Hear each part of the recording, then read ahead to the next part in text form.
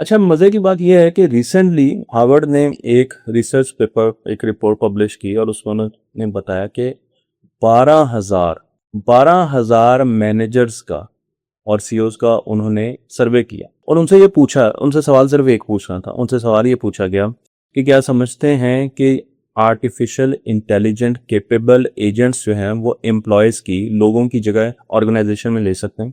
तो आपको जान के हैरानी होगी कि 31% लोगों ने कहा जी कि बिल्कुल, एआई एजेंट आगे जाकर और अब भी, इस वक्त भी हमारी ऑर्गेनाइजेशन में एम्प्लॉयज़ की जगह ले रहे हैं और वो ऑर्गेनोग्राम में आ रहे हैं।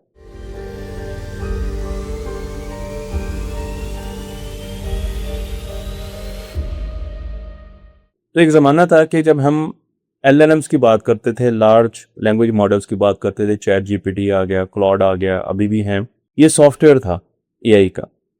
लेकिन जो हार्डवेयर थी, रोबोट टेक्नोलॉजी थी, वो स्लो थी। अब रोबोट टेक्नोलॉजी बड़ी तेज़ी से आगे बढ़ रही है। हम देखते हैं कि हमें स्पेसएक्स के भी नज़र आ रहे हैं, रोबोट्स नज़र आ रहे हैं, हमें बॉस्टन डायनामिक्स के भी रोबोट्स नज़र आ रहे हैं। तो मुख्तलिफ किस्म के robot technology, Chinese robot technology आ रही है। लेकिन हार्वर्ड यूनिवर्सिटी ने जब ये पूछा कि क्या हम लोगों को रिप्लेस कर सकते हैं, तो उनका ये ख्याल था कि शायद अभी लोग रेडी नहीं हैं, मैनेजर्स और सीईओज रेडी नहीं है कि वो अपनी जगह पर, अपने एम्प्लॉयज़ की जगह पर आर्टिफिशियल इंटेलिजेंट लोगों को, स्पीशीज़ को कह लें, लोगों को कहना तो ज़रा डिफरेंट होगा, स्पीशीज़ को लें। लेकिन इस रिसर्च में उन्होंने बता दिया कि नहीं, हम ला रहे हैं और हम ऑर्गेनोग्राम में लिख रहे हैं कि ये एआई एजेंट है, हमारा ये मैनेजर एक एआई एजेंट है, हमारा ये जो फ्रंट डेस्क है इसको एक एआई एजेंट संभाल रहा है। और एआई एजेंट कुछ काम तो बड़े अच्छे तरीके से कर लेते हैं, हमें भी पता है कि हम अपनी रिपोर्ट्स उनसे बनवाते हैं, बजट के एनालिसिस वो बड़े अच्छे कर लेते हैं। अब ऑपरेशनल टास्क भी उनको दिए जा रहे हैं। अब जो रोजमर्रा के काम होते हैं, जो रूटीन के काम होते हैं, वो भी एआई एजेंट्स ले चुके हैं। मैं आपको रिसेंटली एग्जांपल दूं कि मैंने अपना एक एआई एजेंट बनाया और मैंने एजेंट बनाया कि मैं अपने अंडर जो इंजीनियर्स काम कर रहे हैं उनमें से एक इंजीनियर को उठाऊं और वो अगर दिन के 4 काम करता है तो उसमें से एक काम रेपिटेटिव काम है, वो टोटली एक एआई एजेंट को देखो। तो अब मेरे पास एक ईमेल आई और उसमें कहा गया कि ये मॉडिफिकेशन करनी है प्लांट पर। तो ये मॉडिफिकेशन जो है, आप इसके बारे में हमें बताएं कि क्या क्या चीज़ें होंगी, लॉजिक कैसे बनेगी, इसके साथ इस पर कितना तखमीना आएगा, इस पर स्पेयर पार्ट्स कितने लगेंगे, वो सारी चीज़ें टेक्निकली इसमें सारी चीज़ें ठीक है कि नहीं। मैंने वो उठा के एक एआई एजेंट को दे दी। मैंने एक एआई एजेंट लगाया हुआ था जो खुद ही मेरे ईमेल बॉक्स से पकड़ता था कि ये मेरे रिलेटेड काम है, और वो लेता था और लेके वो देखता था कि इन्वेंट्री कितनी पड़ी है, उसने बिल ऑफ मटेरियल बना दिया, उसने साथ लॉजिक भी बना दी, उसने सारी चीज़ें कर दी करके और मुझे 2 सेकंड में सारा का सारा रिस्पॉन्स दे दिया।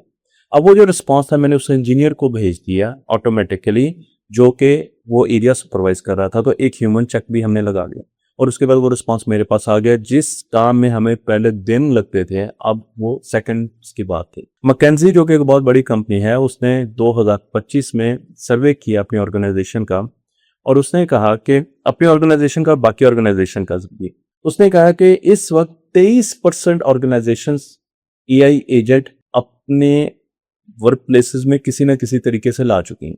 23%, काफी बड़ा नंबर है 23%। और जो 38% है, 39%, 39% कंपनीज वो इस वक्त एआई एजेंट्स पे काम कर रहे हैं। वो उन्हें लाने की, उनकी ऑपरेशनल डिप्लॉयमेंट की पूरी कोशिश कर रही हैं, जिद्दोजहद कर रही हैं। अब जब एआई आएगी तो हमारे जहन में ये ख्याल आता है कि एआई के आने की वजह से जॉब्स खत्म होंगी, और हो भी रही हैं। लेकिन शायद कुछ कुछ बहुत थोड़ी नई जॉब्स भी जन्म लेंगी। मसलन एक जॉब है, जब एआई आपके पास आना शुरू हो जाती है तो इंसानों के बिहेवियर में कुछ चेंज आना शुरू हो जाती है। मसलन जहां जहां एआई एजेंट्स लगाए गए, वहां पर एक देखा गया ट्रेंड, देखा गया कि जब भी कोई गलती होती थी लोग कहते थे ये तो एआई ने किया। तो एआई एजेंट्स पर बहुत ज्यादा नाकर्दा गुनाह भी हम डाल देते हैं और डाल रहे हैं, जो कि हमने किए होते हैं। उसके साथ साथ जब तक एआई टूल्स रिव्यू कर रहे थे या कोई प्रपोजल बना रहे थे, तो इंसान जो मैनेजर्स थे वो उसका बड़ा स्ट्रॉन्ग रिव्यू करते थे, एक एक चीज पढ़ते थे, इसमें कोई गलती तो नहीं है, इसमें कोई मसला तो नहीं। लेकिन जब एआई एजेंट्स आए, डिजिटल एम्प्लॉयज आए, तो अब जहां जहां एम्प्लॉय, जहां जहां उनको इंस्टॉल किया गया है, वहां से जब इनपुट आती है तो अब उसका रिव्यू बहुत हल्का होता है। तो रिव्यू जो है वो हल्का हो गया मैनेजर्स का, क्योंकि उनका ट्रस्ट लेवल एआई एम्प्लॉयज पर ज्यादा है, एआई एजेंट्स या एआई एम्प्लॉयज पर, एज कंपेयर टू जो एआई टूल्स हमें पहले इनपुट देते थे। और तीसरी चीज ये है कि इन एआई एजेंट को हमने इनकी परफॉर्मेंस रिव्यू कैसे करना है, हमने कैसे देखना है कि ये एआई एजेंट सही काम कर रहा है कि नहीं कर रहा, इस पर भी बहुत ज्यादा डिस्कशंस की जरूरत है। तो ये कुछ ऐसी चीजें हैं जो नए फिनोमेना है, जो ऑर्गेनाइजेशंस में अब नई चीजें आ रही हैं हार्वर्ड की इस स्टडी के मुताबिक, और नई जॉब्स भी आएंगी। एक जॉब जो मैं आपको बताने जा रहा हूँ, जो कि आपके सामने इनको भी बता देते हैं, फ्यूचर में होगी, वो होगी एआई एजेंट ओनर। एक ऑर्गेनाइजेशन में, हर ऑर्गेनाइजेशन में एक एआई एजेंट ओनर होगा, जो कि रिस्पॉन्सिबल होगा कि जितने भी एआई एजेंट्स उस ऑर्गेनाइजेशन में काम कर रहे हैं, वो उनको देखे कि क्या एवेल्युएट करे कि क्या ये अपनी सही जॉब कर रहे हैं। क्योंकि एआई एजेंट डेटा ले रहे हैं और डेटा से वो इवॉल्व हो रहे हैं, तो उनकी जो लर्निंग है वो कॉन्टिन्यूस है, वो स्टैटिक सिस्टम्स नहीं है। इसलिए वो आहिस्ता आहिस्ता अपने गोल से ड्रिफ्ट भी हो सकते हैं, दूर भी जा सकते हैं। इसलिए हर वक्त उनको मॉनिटर करते रहना कि क्या ये काम सही कर रहे हैं। जितने भी एजेंट्स हैं उनके ऊपर भी एक इंसान बिठाया जाएगा जो उन एजेंट्स को देखेगा कि क्या ये सही काम करते हैं, उसे एआई एजेंट ओनर कहा जाएगा। उसके साथ जो दूसरी चीज मैं आपको बता दूं वो है ट्रस्ट इंजीनियर्स। ट्रस्ट इंजीनियर्स वो हैं जो एआई जो सिस्टम्स हैं उनमें लोगों के ट्रस्ट को देखेंगे और ऐसे इकदाम करेंगे कि हम कैसे एआई पर लोगों का ज्यादा से ज्यादा ट्रस्ट लेके आ सकते हैं। मसलन अगर मैं एक एआई एजेंट को कहता हूं कि मैंने ये दो डिसीजन है, ए और बी, तो बताओ कौन सा करूं, तो वो मुझे कहता है कि बी डिसीजन कर ले, वो ज्यादा अच्छा है।